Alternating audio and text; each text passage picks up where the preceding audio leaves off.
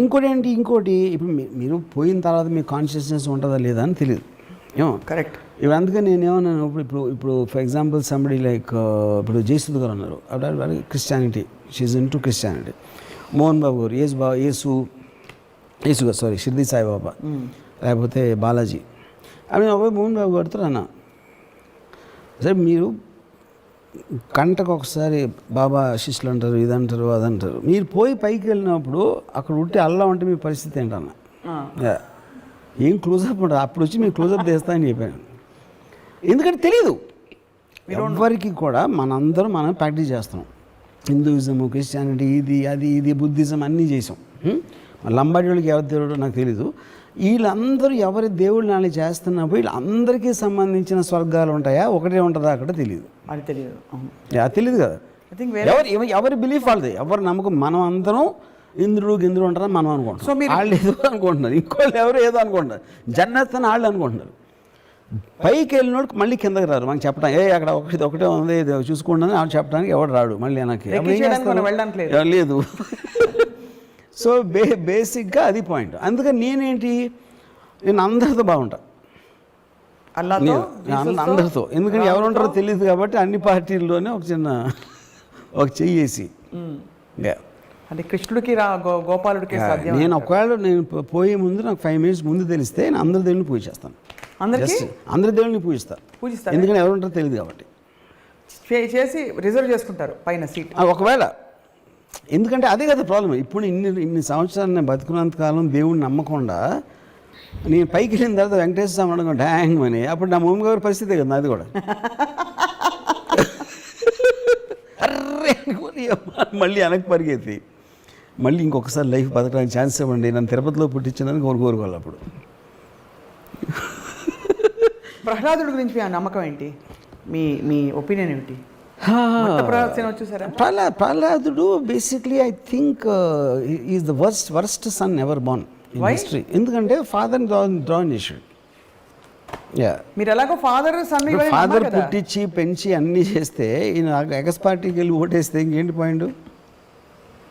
ప్రహ్లాదుడు దైవ స్వరూపుడు, స్వరూపుడు. ఇప్పుడు నేను మీరు ఫాదర్ సన్ గురించి అడిగారు చెప్పాను. ఫాదర్ సన్ మీరు తీసేస్తే ఈజ్ వన్ మోర్ భక్తుడు, ఏంటి పెద్ద విషయం దాంట్లో? అంతే. ఎన్నో లక్షల భక్తుల్లో ఒకడు. తండ్రికి ద్రోహం చేసిన భక్తుడు అదొకటే నా కేటగిరీ ప్రహ్లాదుడు. కానీ ప్రహ్లాదుడికి జరిగిన సంఘటనలు నమ్ముతారా? చదివారా? ఇప్పుడు ఏమైనా సినిమా చూసారా? Not real. ఏనుగుతో తొక్కిచ్చారు, అవి తెలుసు, నిప్పులో పడేశారు, అన్ని ఏం చేసినా కూడా ఏం అవ్వలేదు. విష్ణుమూర్తి కరెక్ట్గా టైం. ఇప్పుడు ఇవన్నీ మేము సినిమాలు తీసినప్పుడు కమర్షియల్స్ చేస్తాం కదా, దైవభక్తి పెంచడానికి చేసిన కమర్షియల్స్ ఇవన్నీ ప్రమోస్. అంతేగాని అంతకంటే ఏం లేదంట. ఏముంటుంది అంతకన్నా? అందుకని చెప్తున్నా, ఇన్ని కథలు చెప్పారు కాబట్టే హిందూయిజం బిలీఫ్లో డిగ్రీ ఇంత ఇంటెన్సిటీ తగ్గడానికి ఇది కారణం.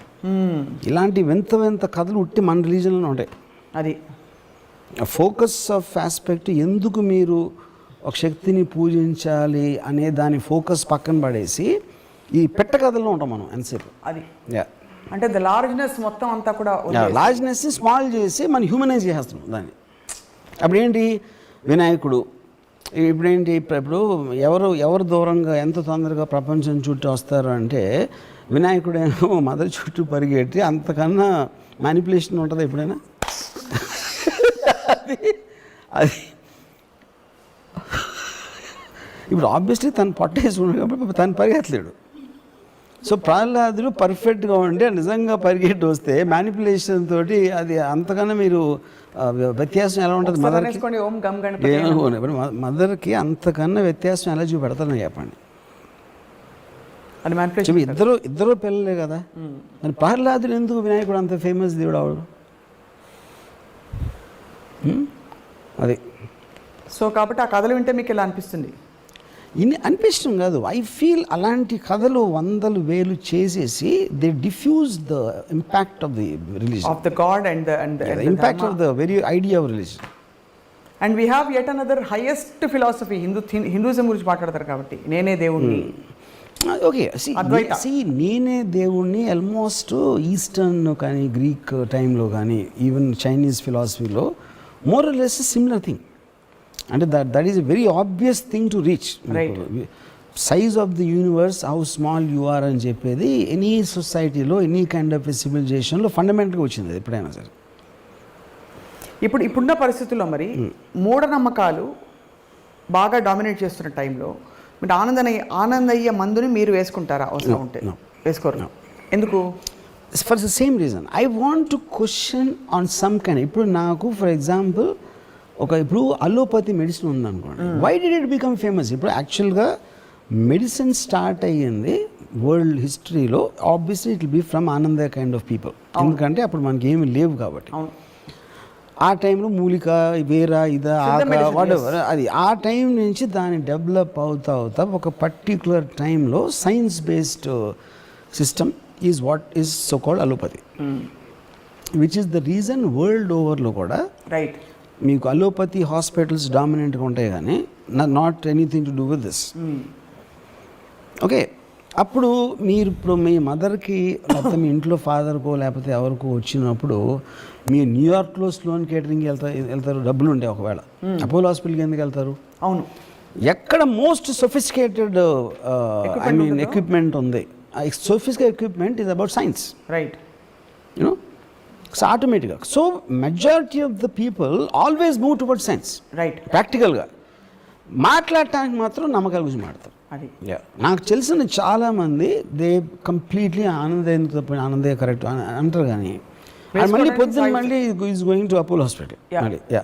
చేపల మంది కూడా అంతే కదా. Same thing. Whatever they say, whatever they believe, practical అప్లికేషన్లో majority will go back to science. Right. And మీరు బేసిక్గా ఎగ్జామ్స్కి ముందు ఎప్పుడైనా దాని దేవుడికి దండాలు పెట్టుకోవడం చేశారా? No, never. నేను నా వెరీ ఎర్లీ టీన్స్లో కూడా, అంటే నేను చెప్పేది almost I can't remember, I think Kurnool అక్కడ మా గ్రాండ్ ఫాదర్ ఉండేవారు. ఆ టైంలో కూడా నేను I use to have a look of అంటే లుకింగ్ డౌన్ అపాన్ భక్తులు. ఎవెన్చువలీ నాకు భక్తులు ఈజ్ అ పాయింట్, దేవుడు ఈజ్ జస్ట్ ఎ స్టోన్. ఈ చుట్టూ ఉన్న భక్తుల మీద ఐ నెవర్ హ్యాడ్, అది నాకు భక్తుల మీద నాకు అసలు ఇంప్రెషన్ పోవటానికి మెయిన్ కారణం మా నాన్నమ్మ. మా నాన్న నాకు ఈ మైండ్ దేవుడికి అగేన్స్ట్గా థింక్ చేయటం ఆలోచన అనేది మా గ్రాండ్ మదర్ మన వచ్చింది. సో ఇప్పుడున్న పరిస్థితుల్లో మీరు హేతువాదులు, నమ్మకస్తులు కాదు, నమ్మేవాళ్ళు. నమ్మకస్తులు అంటే basically trustworthy, the trusting people, the believers, non believers. Most dangerous ఎవరు, మోస్ట్ సేఫ్ ఎవరు?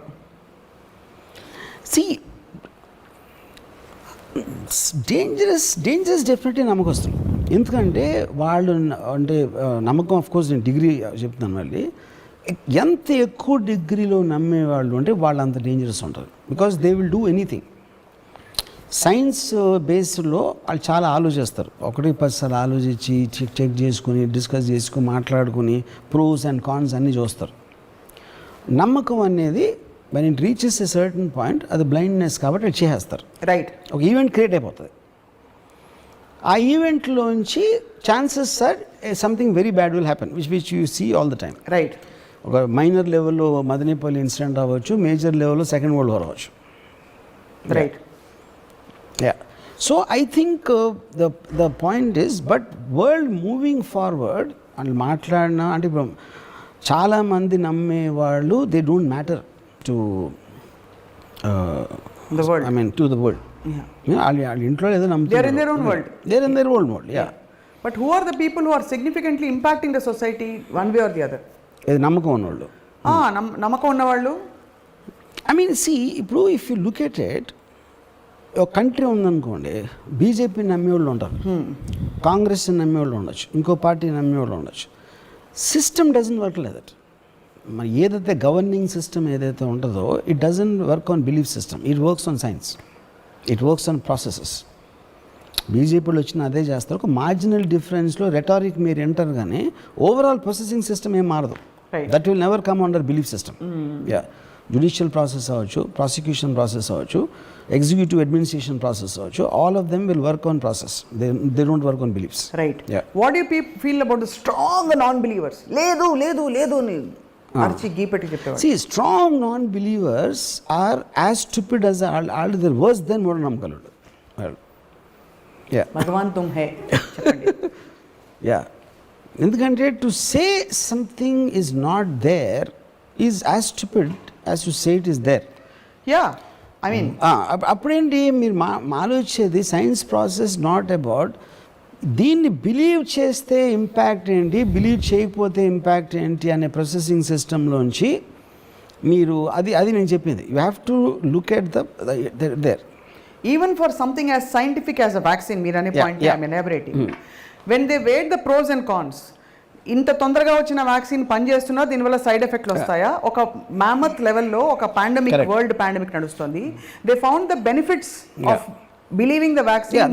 That's whole point. That's whole point. So దేవుడు కూడా అంతే కదా, మనకు ఏ నమ్మకమైనా అంతే కదా. Benefits outweigh the risk అనేది that is whole concept. Because like I said, science can never be exact. Yes.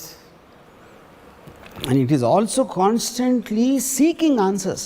It is not making an absolute statement. Absolute statement అని ఎప్పుడు అంటాం, ఇప్పుడు వరకు మనకు తెలిసిన దాన్ని బట్టి చెప్పొచ్చు.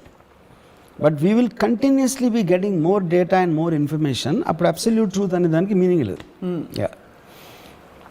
The ability to believe something, does it come from an emotion or does it come from a thought?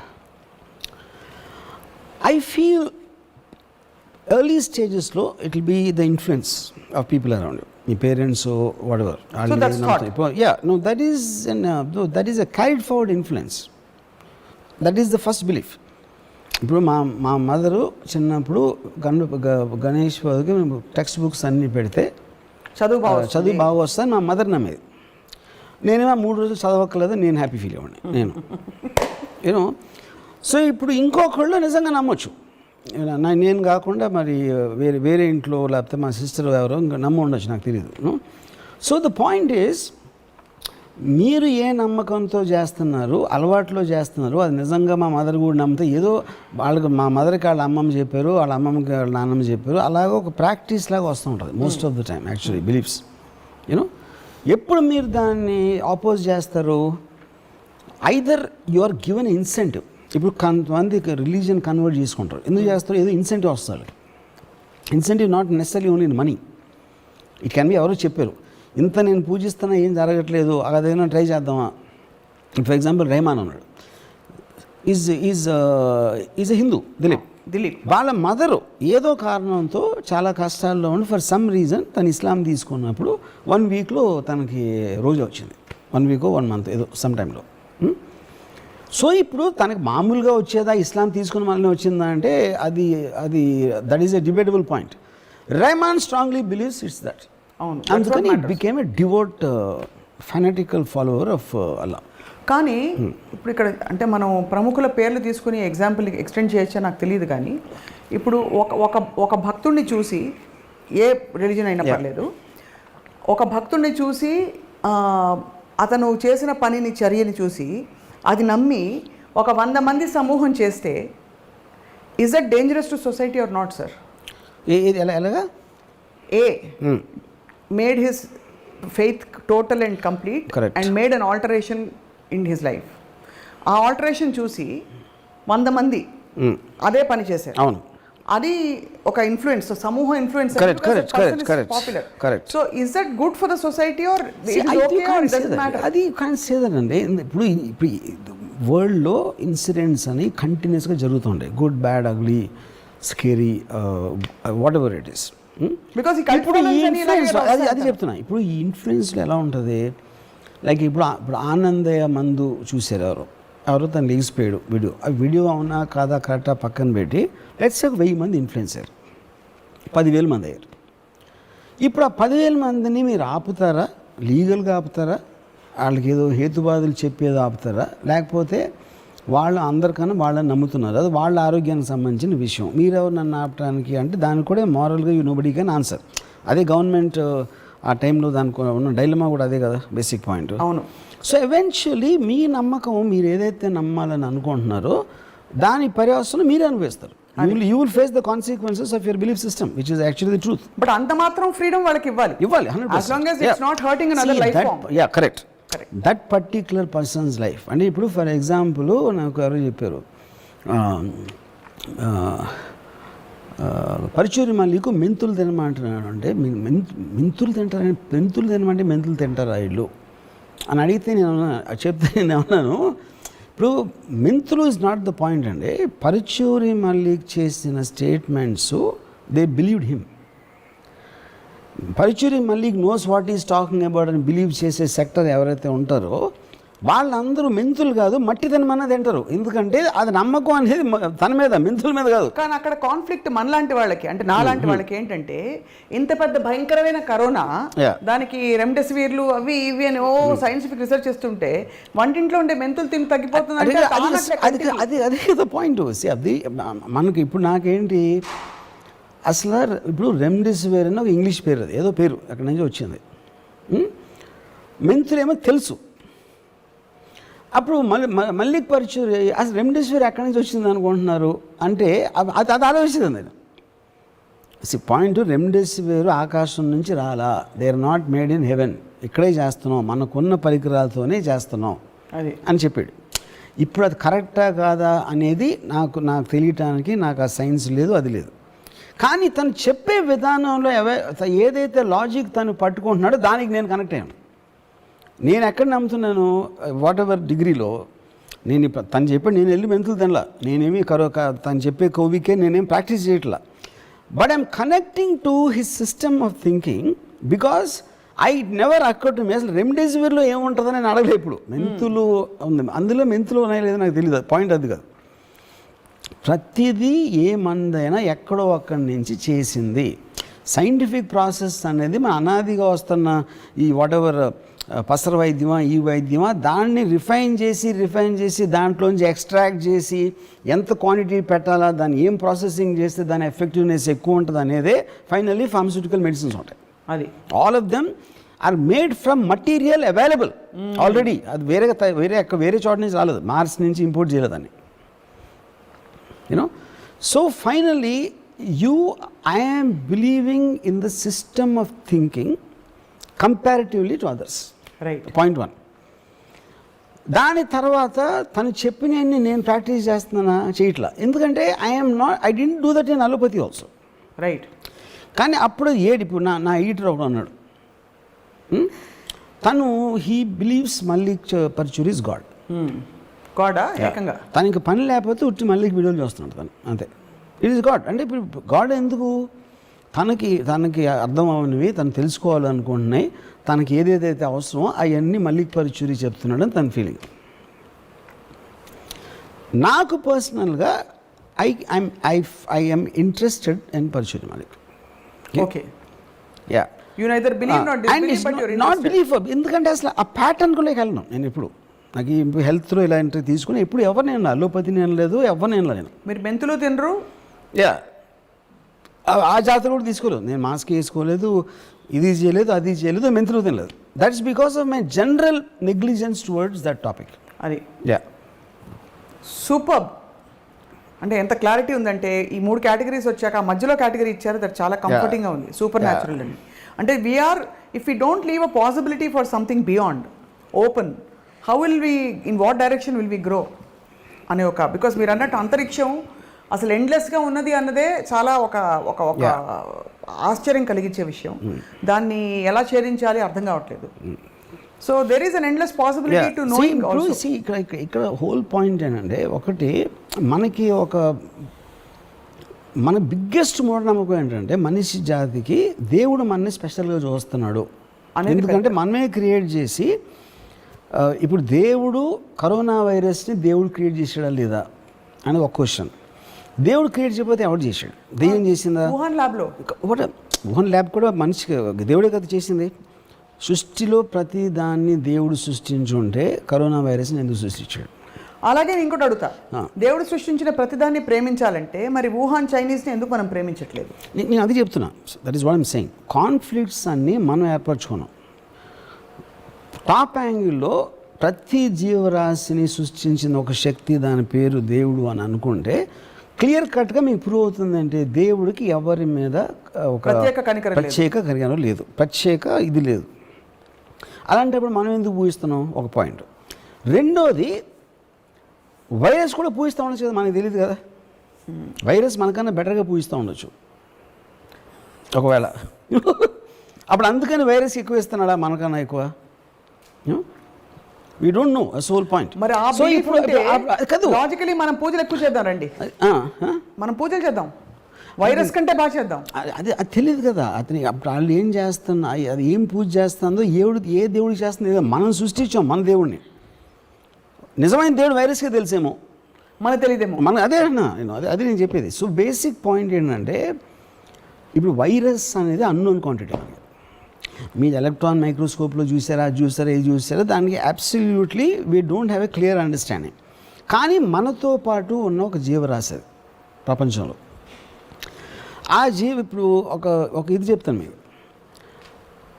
ఏ జీవరాశి అయినా టోటల్ సైన్స్ ఆస్పెక్ట్లో ఎప్పుడైనా సరే ఒక లివింగ్ బీయింగ్ తన హ్యాబిటాట్లో ఉంటుంది. అంటే ఇప్పుడు ఒక పులి రంతంబోర్ ఫారెస్ట్లో మ్యాక్సిమం ఒక 2000 స్క్వేర్ మైల్స్ తిరుగుతూ ఉంటుంది. దాన్ని వెళ్ళదు, and it protect the habitat, ఎందుకంటే తన ఇల్లు, తన హోమ్ టెరిటరీ కాబట్టి. Only 2 living beings actually habitat దాటి వేరే చోటకి వెళ్తాయి, హ్యాబిటాట్ని డిస్ట్రాయ్ చేస్తూ ఉంటాయి, అక్కడ ఉండాల్సిన హ్యాబిటాట్ని. ఒకటి మనుషులు, రెండోది వైరస్. ఇది హిస్టారికల్గా మనుషులే ప్రతి కంట్రీకి వెళ్తాం. వాళ్ళ ఊర్లో వాళ్ళు ఉండరు, పక్క సిటీకి వెళ్ళాలి, క్యాపిటల్కి వెళ్ళాలి, ఇంకో దేశం వెళ్ళాలి, తర్వాత ఫారెస్ట్ని డిస్ట్రాయ్ చేసి అది అన్నీ చేసి ఆ పనిలో ఉంటారు. వైరస్ ఎగ్జాక్ట్లీ సేమ్ థింగ్ చేస్తుంది. So we both are very closely related. ఇప్పుడు ఏంటి, ఇప్పుడు ఈ టైంలో పెండమిక్ వచ్చి మనం అంత అన్ఎక్స్పెక్టెడ్గా ఎంతమందిని చంపేసి ఇప్పుడు కూడా delta plus, double mutant, triple ఇన్ని వస్తూ ఉంటే రేపు పొద్దున ఏం రాబోతుందో తెలియదు. అదే అప్పుడు ఇదే థర్డ్ వరల్డ్ వార్ అవ్వచ్చు. కంట్రీస్ బదులు 2 స్పీసీస్ కొట్టుకుంటున్నాయి, వైరస్ అండ్ హ్యూమన్ బీయింగ్స్. బాబాయ్ maybe, who knows. So the point is, ఇంత అన్సర్టానిటీ మనలో ఉన్నప్పుడు శుభ్రంగా మన మీద మనం నమ్మకం ఉంచుకొని, మన మీదే మనం నమ్మకం ఉంచుకొని బతికన్నాళ్ళు హ్యాపీగా బతికేద్దాం. అప్పుడు ఏంటి, మనం we'll go back to again అహం బ్రహ్మ, నేను ఒక్కడనే ఉన్నా, రామ్ గోపాల్ మీద స్వప్న లేదు, మా మదర్ లేరు, సిస్టర్ లేరు, ఎవరూ లేరు, నేను ఒక్కడనే ఉన్నా అని అనుకుంటే శుభ్రంగా ఆ మూఢనమ్మకంతో మీరు హ్యాపీగా బతకవచ్చు. మరి ప్రశ్న అడిగింది ఎవరు? ఏ ప్రశ్న? ఇంతసేపు అది నేను నా మైండ్ ఊహించుకున్నా. సప్న అనే ఒక క్యారెక్టర్ నేను క్రియేట్ చేసుకున్నాను, అంతే. క్రియేట్ చేసుకుని నన్ను ఎదుర్కొని నాకు నేనే ఆన్సర్ చెప్పు. The world is an extension of my own thoughts. Yes. The world is just imagination of me that it exists. Brilliantly put, sir. I mean, this is, I think, most fascinating. ఇవాళ మాట్లాడిన అన్ని విషయాల్లో primary because చాలా అంటే విపరీతమైన clarity, humour and rational in this whole thing. So మీకు వెంకటేశ్వర స్వామి ఆశీస్సులు ఎప్పటికీ మెండుగా ఉంటాయని చెప్పి నేను నమ్ముతూ మీ సమయం కేటాయించినందుకు మీకు ధన్యవాదాలు. థ్యాంక్స్. కానీ లాస్ట్ మాత్రం మర్చిపోవద్దు, మీకు ఏమైనా అర్థమై ఉంటే, మిమ్మల్ని మీరే నమ్ముకునే కన్నా బెటర్ మూఢనమ్మకం ఉండదు. అదొక్కటే మీకు హ్యాపీనెస్ ఇస్తుంది లైఫ్లో. రైట్. ఇది నా ఉవాచ. సూపర్. ఈ వర్మగీత. Thank you sir for your time.